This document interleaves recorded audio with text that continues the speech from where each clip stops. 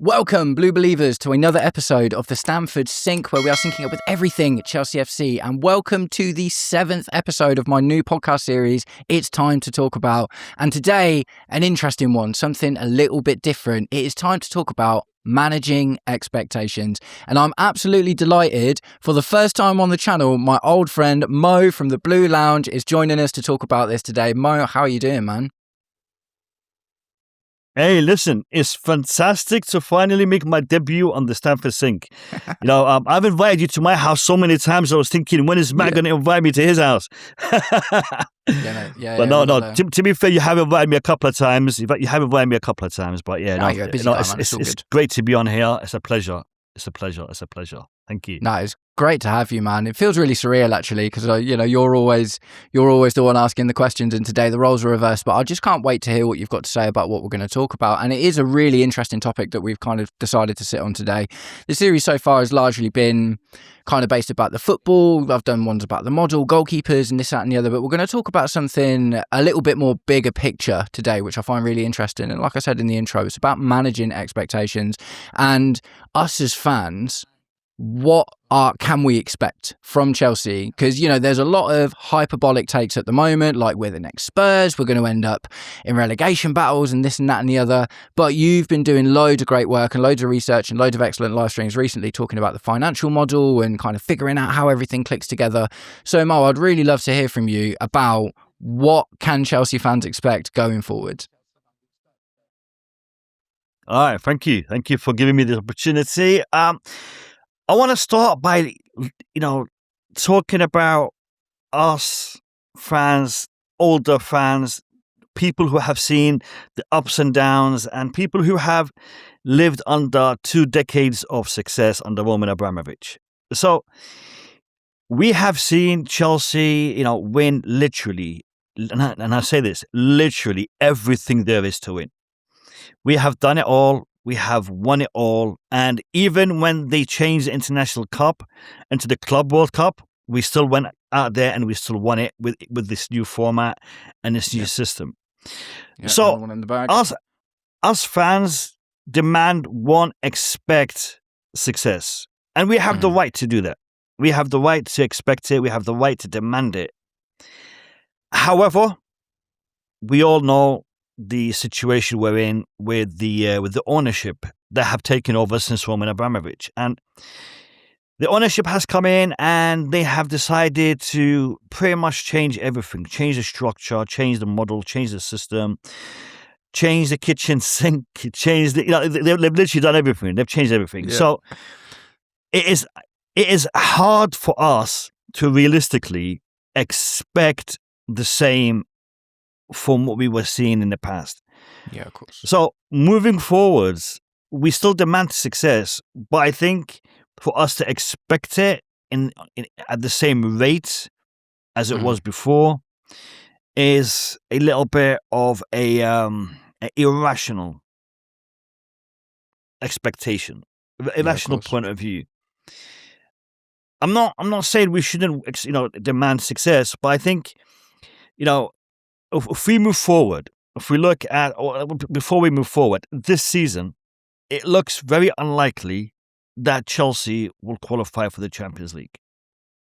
Yeah. Mathematically, it's still possible. Rough. Yeah, it could be up to 6th place as well with Aston Villa. I'll rephrase. Finishing in the top 4. Yeah, absolutely, it is 100%. Going to be a very tough challenge for us to finish in the top 4. If things go our way and we do end up in the Champions League, fantastic. But finishing in the top 4 was always the minimum. Yeah, we expected a minimum top 4 finish for our club every season. Now, obviously, we didn't achieve it every season, but that was the bare minimum. Now, it looks like this is not going to happen this season. And I hope it can, and I hope it does. Mathematically, it's possible. Bear in mind, for us to finish in the top 4, that means we'd have to beat Man City. And if we beat Man City, that means Arsenal win the league. So I'm not sure where I stand on that one. Arsenal winning the league by us beating Man City, us handing them, that title on a silver platter. But yeah, so there is that side of it, and I think finishing outside of the top four, potentially outside of the Champions League, is going to be a possibility. Now, I think if we were to finish out of the Champions League with Liam Mazzini, with the squad, with the current model, it is going to start a snowball effect for even more setbacks moving forward, and that is something I don't want to see. That is something I don't enjoy seeing my club, falling in that way. If we do qualify for the Champions League, things will be different. And the reason why I say that is because I feel if we don't qualify for the Champions League, and as we all know, a lot of these contracts that these players are on are incentivized. Yeah. They are driven depending on success on the pitch, success in regards to the league positioning, and success in regards to Champions League qualification. So if we don't qualify for the Champions League, a lot of these big players who are gonna be here next season on basic salaries will be unhappy. And this is why we're hearing about Enzo Fernandez, Cole Palmer, and others potentially looking elsewhere. Malo Gusto, even Caicedo. He hasn't signed the new proposed contract. So, this taking shape. If we lose a few of these players, it's gonna put a big dent in our squad. And what we know from these owners and these sporting directors is that the likelihood of them being replaced with high quality players is minimal. And the fact that we're talking about, Enzo Fernandez, he's probably one of the oldest players that we have in our current squad. That is an experienced player that we do want to see him, we want to see him in the squad. We want to see him, he's in his prime, and this is the time you want Enzo Fernandez to be in your squad. And the fact that he's been linked with Paris Saint-Germain and Real Madrid, it just shows the quality that he has and the clubs that are, currently eyeing him for a potential move. So this for me is a big issue. It's a big factor, and I think as fans looking at this, if we see this and we don't, and we still demand, or we still have the expectations of challenging for the title or seeing success, I think it is unrealistic. I'm not saying you shouldn't have it. I have it. Start next season, my voice, my demand, my aspiration is, minimum top four. Put in a fight. Let's see what we can do. That's what I want to see, from my club. But if it doesn't happen, am I going to be surprised? Am I going to be shocked? I'll be honest with you, no, because of what we've seen so far this season, last season, over the past 4 years. We did have some joyous moments under Enzo Maresca, winning the Club World Cup, finishing in the Champions League spot. I'm not gonna say the Conference League was anything major. It's a trophy, but for me it was the Club World Cup and finishing in the top four. That for me, I was really pleased with that. Yeah. But as you know, Matt, we've discussed this on the Blue Lounge. As you know, Enzo Maresca wasn't the level. But he was getting there, and I think Enzo Maresca, the experience that he's gained at Chelsea Football Club has put him in good stead to be one of the good managers, and potentially one of the great managers in the coming seasons. All because he had that success at Chelsea. Yeah,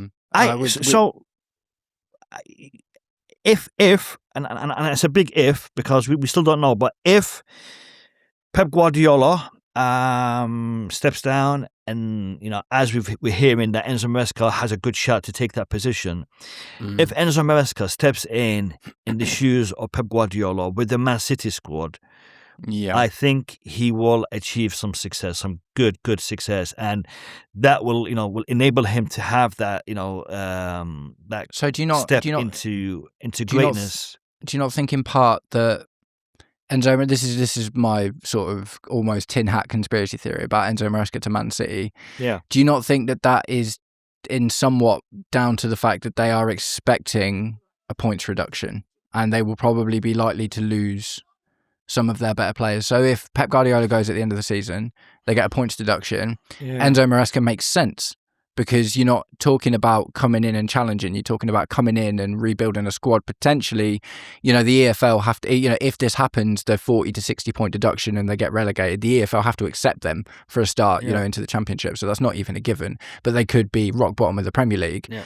Does it not strike you as maybe this noise about Enzo Maresca coincides with them kind of expecting something like that? Because he could then come in and be a transitional manager who knows the club already, knows a bit about the style and stuff, and wouldn't have that huge amount of expectation that Pep Guardiola currently has.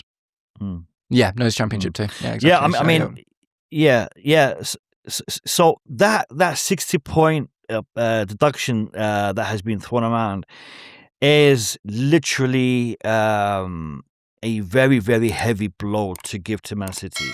Me personally, I think it is the right punishment if all those charges are the way that they have been stated and they have been found guilty to have committed all of those. However, my point is here. Man City is one of the powerhouses in the Premier League. Having them getting that type of punishment, you are affecting the Premier League in such a big way that it's gonna change the whole balance of the Premier League, because them going out is potentially is going to cause a season that has a lot of unexpected outcomes, because you're taking out one of the teams that takes a lot of points from everyone. Literally takes Man City is one of those teams that is going to be there or thereabouts at the end of the season, regardless if they have a good season or a bad season. So for them to drop to that to the Championship, Enzo Maresca makes a hell of a lot of sense. I agree with you. He makes a hell of a lot of sense because of his Championship experience. But at the same time, maybe it will be a good way for him to start his journey with Man City. I don't disagree with that. My main point of contention is my main point of contention is this idea that Maresca goes in because he's even anywhere close to the same level as Pep was. I think it just seems like a bit of a misnomer to me, but ultimately, that was an interesting tangent, and I could talk about this for an hour by itself, because the Man City case is fascinating. But let's get back into the expectations for Chelsea fans. So we've talked a bit about like the model and what's happening and stuff at the moment, and obviously like Champions League qualification being a really huge part of what happens next season. Do you think that if we get Champions League, we're going to so the conversation largely at the moment is about the model, isn't it? And does it even matter for the players that we are likely to go for? Do you know what I mean? So like, if we're not going to go for these experienced players anyway, do we need Champions League to attract those players if we are still going to look for young up and comers and stuff like that? So in regards to the transfer market and in regards to the model, we are realistically looking to recycle some players from Strasbourg. We've got Kunda, who's in Sporting Lisbon, Sporting Lisbon. Yeah. So we've got players who are already penciled in, Omega and others, and so we have those.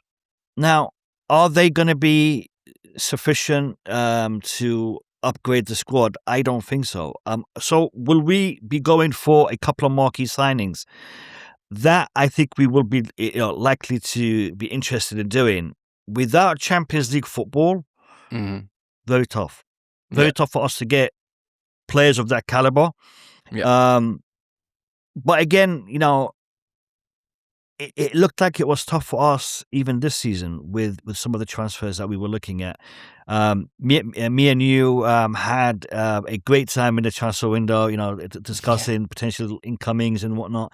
And we saw Fabrizio Romano have some very interesting days in there and nights tweeting and making videos. But the Fermin Lopez saga, Chelsea, Fermin Lopez saga, Xavi Simons and Garnacho. It was a lot of fun. But but I think depending on the targets and depending on the players and also depending on the outgoings, with the decision or the punishment that was dished out to Chelsea, we were talking about Man City. We've had our own punishment. So with our situation, we are going to be scrutinized greatly for the next couple of seasons when it comes to our books, when it comes to transfers. I don't think that's changed anything though, because the reason that we got off so light with these charges in the first place is because Blueco brought all of that information to the Premier League. So I think that they're already being very transparent about their books, and I don't think the suspended transfer ban is only in place if we break any of the rules that were broken by Roman Abramovich pre-18 again, then we get a 2-year transfer ban. But if we don't do that, which we haven't since 2018, which is now 8 years ago, then we'll be okay. Yeah. Is it specifically for those breaches, or is it for any breaches? No, it's for the same breaches. It's for the same breaches that we've been penalised for, essentially. So, for instance, what we're talking about is like Eden Hazard and his agent getting money under the table. Stuff like that happening with David Luiz and Ramirez. And, it's like the charges that have been levied against us, which are similar to the charges that have been levied against Manchester City, are in respective to that. And if we get punished, if we get caught doing those same kind of things again in the next 2 years, then we'll get a transfer ban.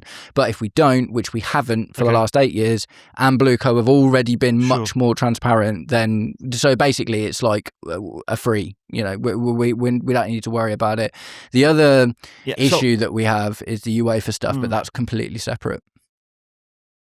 That's a separate case. From what I understood, is any financial breaches could be grounds for a transfer ban for 1 year. But if it is those particular breaches, then that might be a different scenario. The other breaches would be the squad cost ratio rules that are coming in at the end of the season, where you're allowed to spend up to 85% of your club's revenue on players and wages and stuff. So if we break any of that, that might fall into it, but we already can't do that because the European version of it that we've already been penalised for is 75%. So we've already lost 10% of the availability that we can't break in order to register players in Europe. So that's not going to be a problem either. The point I'm trying to make is it is going to be a sell to buy transfer window moving forward, because we are trying to balance a lot of financial elements. We are in debt at the moment, and we have been recording but we were debt free 4 years ago. So for us to be 1.7 billion debt at the moment. We have been leaking, I think, 200 million a year for the past 4 years. So financially, we are not as solvent, or as is it solvent, or is it as liquid solvent, as we were before? Liquid is like solvent, good, like in the green. So we are not there as we were in the past. So getting players to come in, you have those two challenges. You have the challenges of potentially trying to get rid of some of the mistakes that we made, i.e. Liam Delap, maybe Gittins, Garnacho's borderline. Some love him, some hate him, but we are going to have to look at these players, and if we are going to replace them for better options, then we are going to have to get rid. And are we going to get rid for a profit? Are we going to break even? Are we going to make a loss on some of these players? I don't know. It's It's one of those things, and when when you're looking to sell, you're not really going to be in a position of power when it comes to that transfer. When a player is approached and he's happy, then you have that that power when it comes to that transfer. So it's going to be a tough window, and that is reflecting upon the squad next season and the players for that will be available for us next season. And this is why I think expectations are high. They're always high at the start of the season. Mm-hmm. But will they continue to be at that level? And will they? I mean, we were in a reasonably good vein of form up until late November, early December, and then things started to go downhill. And if we're able to hit January, in a good league position, and then just stroll to the finish line in a comfortable position. Would love to see that happen, and to do that, you have to have a good squad. You have to have a strong squad. Yeah. We saw Manchester United do the opposite. They started really badly, and then they turned things around. Liverpool the same. To a certain degree. So, it's how you finish rather than how you start a season. Yeah, and, for sure. Unfortunately, we've had a couple of good starts to the season, but then, we've ended it quite badly. And this is something that has been quite painful for me as a Chelsea fan over the past few seasons. Yeah, I totally agree, man. I think it's like you say, it's exactly what you said. Like, it's how we finish, it's not how we start. Because we had a good start to the season. We were in second place in December. Things were looking kind of rosy, and then we started making leads look like Real Madrid, and we lost to Atalanta in the Champions League, and all of a sudden things started to fall apart. Obviously, Maresca ended up walking, which is still very contentious in itself. Like, a lot of people weren't really pro Maresca until he got sacked, is something I find quite interesting. Like, as soon as Maresca got sacked, there were a lot of people speaking up about how good he was, but there was a lot less of that when we had him and he was going through that patch of bad form. I think it's really because of who we brought in. Had we have brought in someone, of a better caliber, no one would have, had that conversation. But I think because we went for Liam Mazzini, we're thinking we should stick. I said, we should have stuck with Maresca when I saw Liam Mazzini walk through the door. Even though I was, anti Maresca from the get go. But comparing Maresca to Liam Mazzini, no, Maresca is going to be a better option. And I think one thing that a lot of fans are worried about right now, and I've spoken to a few, and they're not happy with Mazzini, but then we are worried that if he goes, who's coming in? Because we've seen a decline in the level of manager. So, Igor Tudor and Sean Dyche are available at the moment, mate. It's yeah. I mean, it's to be honest, I think Sean Dyche should probably do a better job than the Mazzini. But I mean, we probably concede less goals. Cut out for this type of yeah. But yeah, this is the thing, Matt. Having managers that don't have the pedigree or the experience at the level that we want them to have it at, and for them to come to Chelsea to gain that experience, learning on the job, is a massive problem for me, because we are not a work experience center. We are not a learning and development school. We are an established world champions, European champions. We are a club that is breaking records, winning titles. To come to here and to manage here, you have to have done that in the past. It's like applying for a job, and I don't know. You want to be a mechanic at Ferrari, and You've literally just finished your schooling, and then you want to start there. I think you're hitting on a really important thing that football fans need to realise at the moment, and I've mentioned it a few times recently. It's like, look at in the top 6 at the moment, there are only 2 managers with winning experience. One of them is Pep Guardiola, at Man City, and the other is Unai Emery at Aston Villa. And Unai Emery's, won multiple Europa League trophies. Like, that was his thing. Do you know what I mean? But if you, the thing is, I completely agree, and I empathise, and I absolutely 100% agree. Like, I want, if we could get a Luis Enrique, like, that's the kind of guy I'd like to go for. But like I say, look at every, Manchester United, Ruben Amorim didn't have that level of experience when he came in. Ten Hag didn't have that level of experience when he came in. You look at Arne Slot, again, yes, okay, like a winner somewhere else, but still not the prerequisite level of experience that you're really looking for. Look at, Man United with Michael Carrick now, hasn't got that level of experience. Tottenham tried, but Postecoglou won something, and then they tried Thomas Frank, who had a great season, but absolutely failed to deliver. They moved on to Igor Tudor. Now they're looking at they've just got De Zerbi in as of today. So, I think if you look, and, obviously with Arsenal, it's Mikel Arteta, and he hadn't even had an actual managerial position before he went to Arsenal. So I think we're living in a time of transition at the moment where the only options available, and not just for us, basically for everyone, we're all looking at the same pool of managers. You know what I mean? It's like there is, Vincent Kompany got Burnley relegated and then got the Bayern Munich job. And yes, he's doing really well over there, don't get me wrong, but you can't argue that Vincent Kompany had the prerequisite experience of winning titles and, as a player, yes, absolutely. But as a manager, his achievement was getting Burnley relegated from the Premier League at the first time of asking, and then got the Bayern Munich job. So I think we live in this crazy, crazy situation at the moment. Like you said, if Liam Rosenior goes, who comes in? The only top managers in the game at the moment are Pep Guardiola, Luis Enrique, and what's his name? Matey boy from Barcelona. I can't remember his name.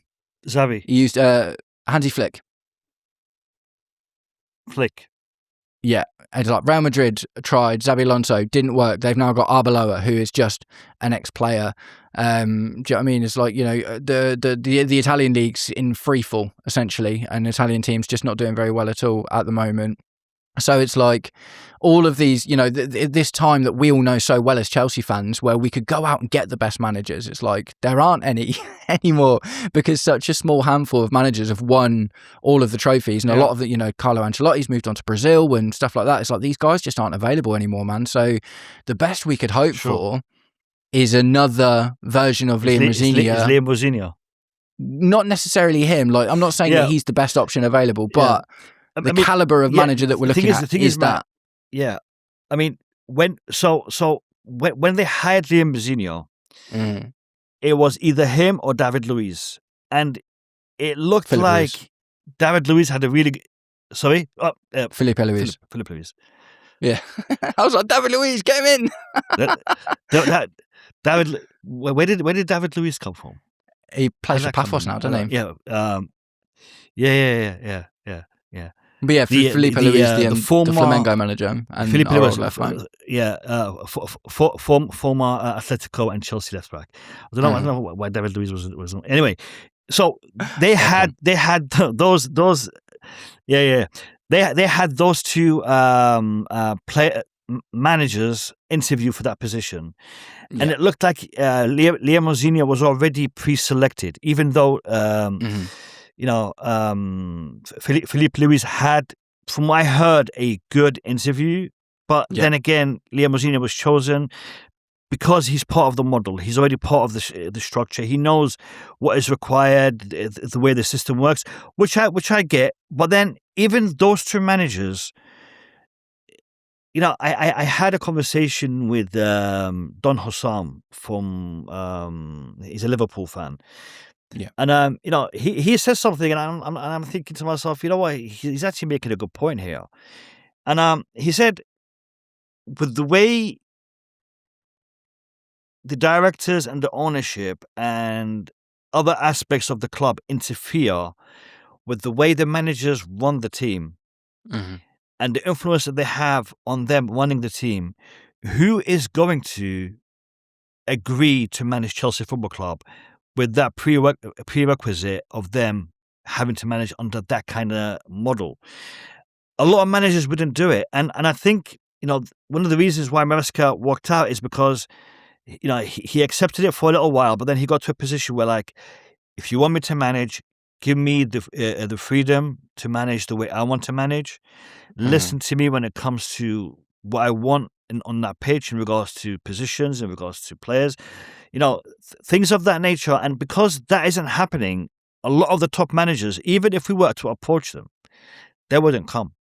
And Yeah, they no, for wouldn't sure. come not because they don't want to manage at Chelsea. They're not going to come because they're not happy to work in this way. And this is going back to the model where we touched on earlier. The model isn't just we are not signing players above the age of 25. We are not paying X amount of money for salaries. We are not It's not just that, but it's even the way the squad is managed, the squad is run. You, there was this rumor, which then found out to be true, that the owners would go into the dressing room after a game, and we thought this was only happening when we were winning or when we were losing badly. No, it seemed like they were doing it on the regular, and it turned out that they actually have an office apparently next to the dressing room where they hold meetings and whatnot, and from the office they go to the dressing room and speak with the players and the manager. Things of that nature. That kind of interference. No manager wants that. No, it's true. I think, who was it? Trying to remember which manager it was. If it was, I think it might have been Lampard. Under his first spell, midway through the season, in an interview, he was asked, "Have you spoken to Roman recently?" And he said, "The only conversation I had with Roman was early doors when when I became the manager, and I haven't spoken to him since." He spoke to Marina Graverskaya, he spoke to Petr Cech, he spoke to others, and the same with Tuchel. They would have conversations with the sporting directors, with the hierarchy, but when it came to the owner, he didn't interfere at that level. There's like levels, and there's restrictions, there's I'm not say borders, but I say there's lines that you don't cross when it comes to the way messages are delivered. Even though Lampard as a player had a good relationship with Roman, and John Terry, all the players, they had a good relationship with Roman, but as a manager, you are now part of the managerial staff. It's different. We don't have that divide. No, it's true. Iqbali would walk into the dressing room and he'd grill Raheem Sterling, about his performance. Like, you let us down. That's not your job, Iqbali. The manager can do that. You doing that sets a really, really bad example. And that happened. It was reported. So, yeah, we don't have a good structure at Chelsea Football Club at the moment, unfortunately. Yeah, no, I think that's plain for the whole world to see, man. Not even just Chelsea fans. Do you know what I mean? It's like we are. Unfortunately, we've become a bit of a laughing stock. We've spent so much money, and I did a video with Nino Hristova yesterday. And one of the really interesting things I noticed when I did my research for that video is Blue Cove signed nearly 60 players since they've been here. So it's 50 plus at the moment with pre-contract agreements, and it will go over 60 in the summer. Of those 60, 6 are good, essentially. Do you know what I mean? 6 are good and of first team quality. Yeah, exactly. So they have got essentially in and around a 10% success rate, and that's with the likes of Moises Caicedo, Enzo Fernandez, Cole Palmer, João Pedro, Esteval, and there was one more, I can't remember, Marc Cucurella. So that's it. Do you know what I mean? Out of the nearly 60 players that we've signed at the moment, 6 of them have done well. So it's a terrible return. Do you know what I mean? It's a terrible return, and I would hope that. So what it is for me is like the ownership, the Clear Lake side of the ownership and the sporting directors have an insane amount of hubris when it comes to their belief in this model, because we're supposed to be in one breath we're told this is a data driven model, right? But then at the same time, they're trying to tell us that it's working when the data is clearly showing you it's not working. Do you know what I mean? So I'm interested in what's going to happen in the summer. We need experience in the team. We need to get rid of a lot of the dead weight. I'm not concerned about our ability to spend, if I'm completely honest. I think the biggest problem we had was squad cost ratio and getting rid of Raheem Sterling. Even though it cost us liquid money, getting rid of Raheem Sterling has freed us up to be able to sign like 2 players, 3 players on the lower level of the wage packet that we're looking at. To give them any credit at all. Like, I think the only really impressive thing that Blueco have done since they've been in charge of Chelsea is make a profit in the summer transfer window. They were in plus. I think it was like 23 mil or something. They sold 23 mil more than they bought over the value of about 300 million, which is, business wise, Net whatever. spend, Yeah. Do you know what I mean? Yeah. So I would hope that, given especially how the second half of this season has gone, they look at the data, if they're supposedly data-driven people, and say, right, okay, this isn't working. We've, Garnacho and Jamie Gittins hasn't worked. Liam Delap hasn't worked. And the problem we have now is if you give them another year, you risk slipping further and further down, which is ultimately going to make it more difficult to attract players in the future. So I hold on to some small modicum of hope that for this data-driven model that we've been, had beat round our heads for the last 4 years, hearing about how important the data is, the data showing you that what's happening isn't working. And if we don't make some serious improvements soon, then it's going to get harder for them to even do their model because no one's going to want to come here. Expectations. So let's do some broken down expectations. What are your expectations for the rest of this season based on where we are right now? In regards to finishing position, I think finishing 5th is probably the outcome. I hope to finish in the top 4, just to guarantee that Champions League spot. Even though 5th probably will achieve it, but matching what we did last season. Yeah. In regards to the FA Cup, we'll get past the next round, but will we win it? I don't think so. I don't think so. I'm not really too comfortable right now with the way that we're playing, the way that we I'm not going to say Liam Mazzini's lost the dressing room. I'm not going to say that, but I'm going to say it looks uncomfortable. It looks like the players they've down-tooled. The past couple of fixtures, past a couple of matches, they're not playing the way that we used to see them play. So. No. Will we get the FA Cup? Will we win it? Not likely. Finishing top 4, not likely. I think we'll finish 5th. And I have a feeling that Liam Mazzini will not be here next year. Yeah, okay. I think Liam Mazzini will be let go. Especially, do you think even if we get into the Champions League, even if we finish 5th, you think they'll still? So if we finish 5th or 4th and get through to the Champions League, and maybe get through another round in the another couple of rounds in the FA Cup, potentially.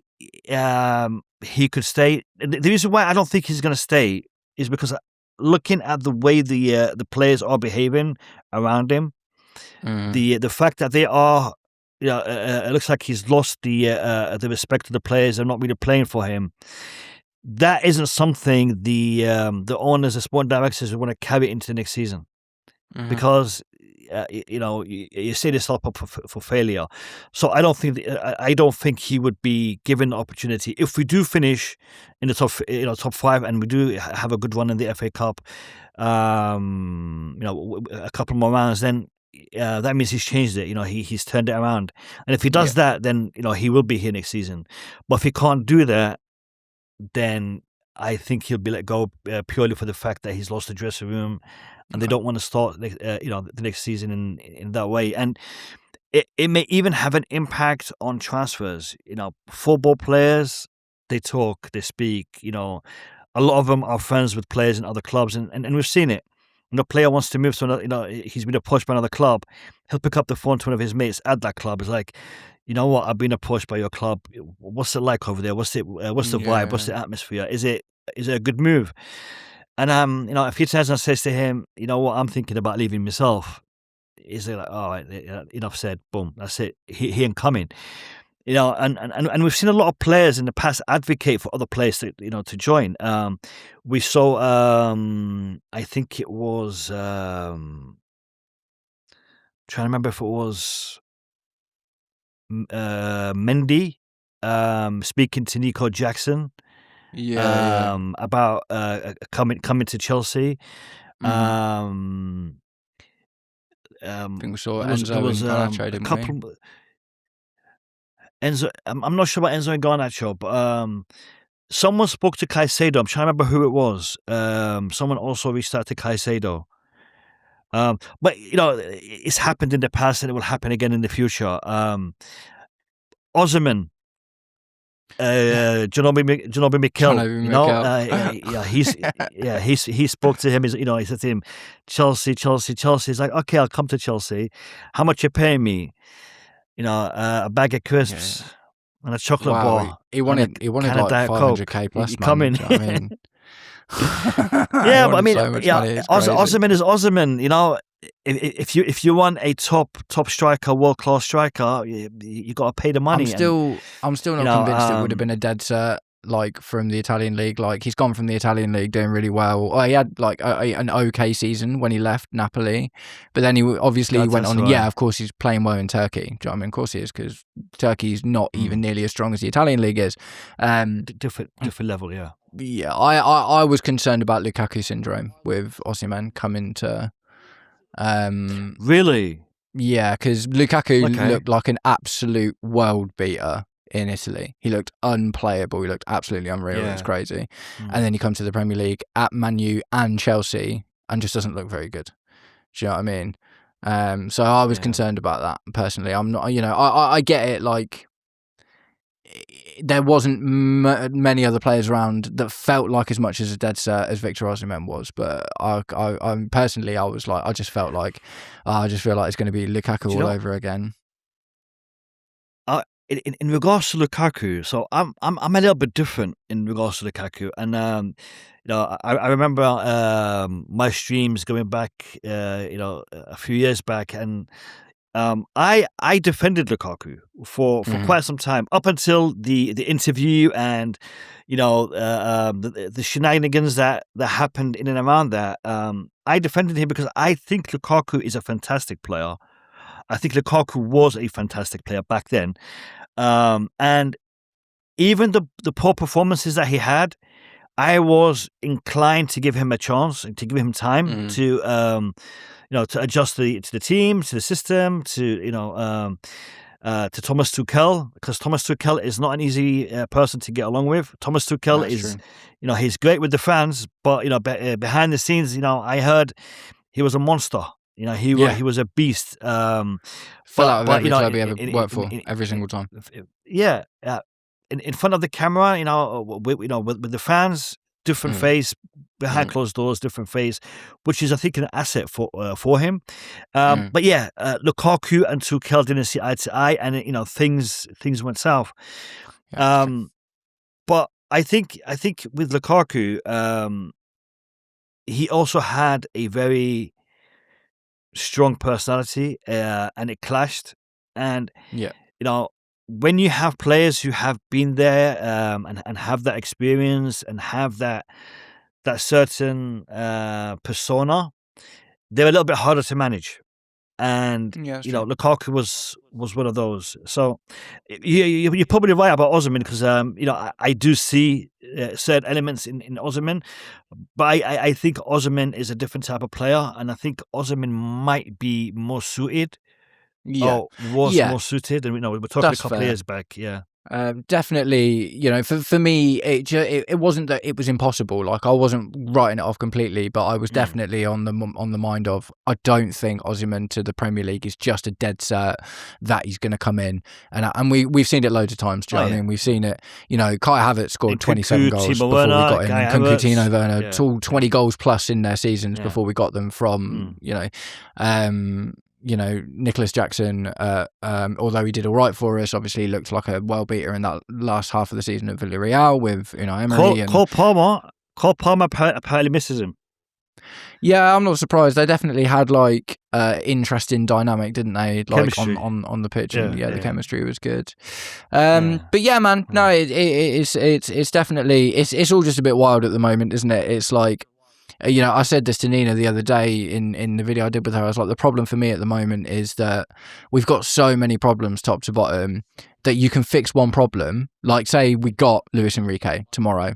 Doesn't necessarily matter because of the squad and the owners. All right, okay, say we revamp the squad and we get loads of good players and we get rid of all the dead weight. Doesn't necessarily matter because you've got Liam Rosinior in the owners. Say we get new owners. Doesn't necessarily matter if you've still got Liam Rosinior in the squad that we've got. Do you know what I mean? So it is like we are in this kind of situation at the moment where I think, you know, the kind of idea of this video is to talk about expectations. I think, unfortunately, and they are going to be set by the fact that we haven't just got one problem to fix. Do you know what I mean? It is not as simple as just getting new players. It is not as simple as just bringing in the right manager. It's not even as simple as just getting rid of the sporting directors or getting rid of the ownership. Do you know what I mean? It's like at least two of these three things kind of need to be fixed at the same time, I think, before we can start seeing positive results. So we'll start wrapping it up there, but it's been absolutely great to have you on, man. It's been such a long time since we've had a chat. I've really enjoyed it. Do you have any parting words on the topic before we close down? On the topic, no, but on the show, yes. So I want you guys who are watching, I want to say thank you if you made it to the end of the video, firstly.